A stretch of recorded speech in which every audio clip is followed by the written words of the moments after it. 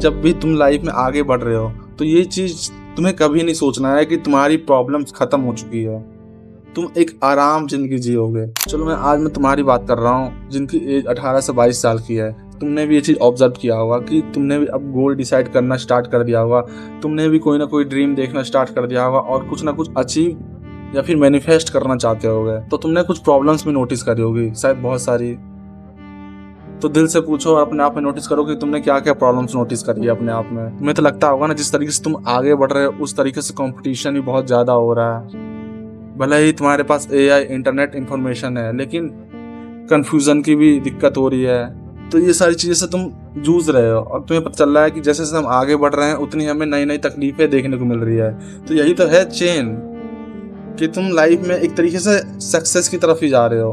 तुम अपने अब आपको अगले स्टेप की ओर आगे ले जा रहे हो, बट तुम्हारा प्रॉब्लम भी तुम्हें नए नए तरीके से दिख रहा है। तो भले ही तुम टेक्निकली ग्रो कर जाओ, लेकिन वही पुराने बिलीव से जिंदा मत रहना कि यार मैं तो इनफ हूँ, अगर उड़ नहीं पा रहा हूँ तो मैं कम हूँ, मेरे से हो नहीं पा रहा है, मेरा एनवायरनमेंट खराब है। ये सारी चीज़ें क्या करती है पता है आपको? आपके अंदर एक ऐसा बायसेस क्रिएट करती है जो तुम्हें आगे एक्शन लेने से रोकता है। क्यों रोकता है? क्योंकि तुम्हारी ब्रेन एनर्जी बचाएगी। तुम तो यही चाहते हो ना कि हर चीज़ इंस्टेंट हो जाए, ये भी एक बड़ी प्रॉब्लम है।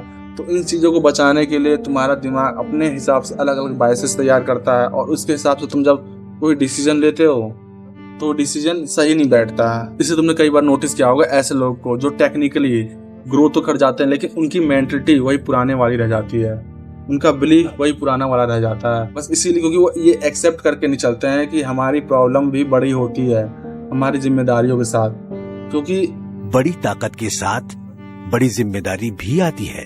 लेकिन इस जगह पर इनफ ना होना, लोग क्या कहेंगे, मैं कैपेबल नहीं हूँ, ये सभी चीज़ें इस डायलॉग को भी खराब कर देती है।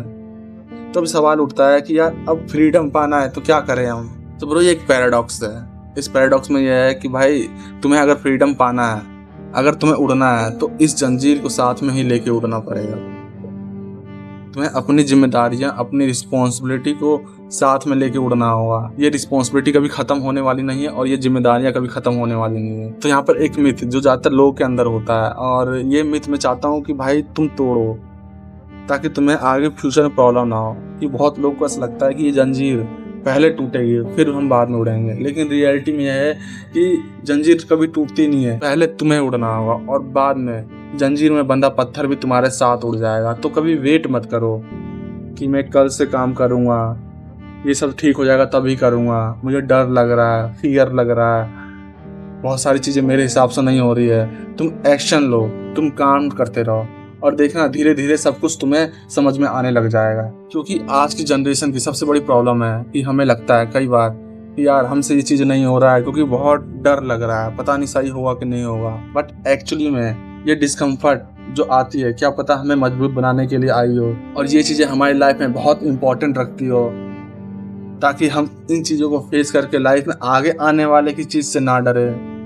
तो ये वीडियो का मेरा बस बनाने का यही मतलब था कि लोग सोचते हैं कि बस लाइफ में सक्सेस हो जाएंगे, बस सक्सेस हो जाएंगे। बट सक्सेस होने में और सक्सेस बने रहने में फ़र्क होता है। तो कोशिश करो लाइफ में उड़ने की, पर वेट के साथ, क्योंकि पैराडॉक्स तभी टॉलरेट की जा सकती है जब हमें ये पता हो कि ग्रोथ और लिमिटेशन एक ही वक्त पे एग्जिस्ट कर सकते हैं। तो बस वीडियो यहीं ख़त्म करते हैं। और ख़त्म होने से पहले एक बात और, कि अगर तुम्हें लगता है कि लाइफ में तुम्हें बहुत प्रॉब्लम्स है या फिर कोई ना कोई चीज़ ऐसी है जो तुम्हारे दिल के अंदर कोई ना कोई फ्रिक्शन पैदा कर रही है या फिर तुम्हें अंदर से डिसोनेंस पैदा कर रही है, कुछ ना कुछ ऐसा चीज़ है जो तुम्हें रोज़ रोज़ परेशान करती है, वो तुम कमेंट में लिख सकते हो और मैं डेफिनेटली इसके ऊपर वीडियो बनाऊंगा ताकि तुम उन फेसेस से आगे भागो नहीं बल्कि उसे समझदारी से टॉलरेट करो। मिलते हैं अगली वीडियो में, बाय।